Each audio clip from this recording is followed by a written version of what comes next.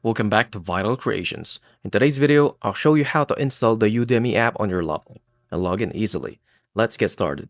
Step 1 is to open your web browser, open Google Chrome, Edge or any browser, and type Udemy app download for PC. Look for the BlueStacks website and click on it.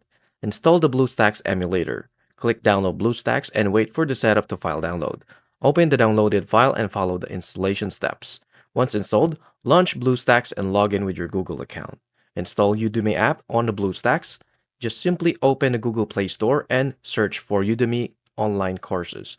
In the search bar, click Install to download the application. Step 4 is to log into your Udemy account. Open the Udemy app inside the BlueStacks. Click Sign in and enter your Udemy email and password. After logging in, you can now access your Udemy courses just like on the mobile. That's it. Now you can enjoy Udemy courses on your laptop using the app. I really hope this helped. If it did, please like and subscribe, and I'll see you into the next video. Thank you for watching.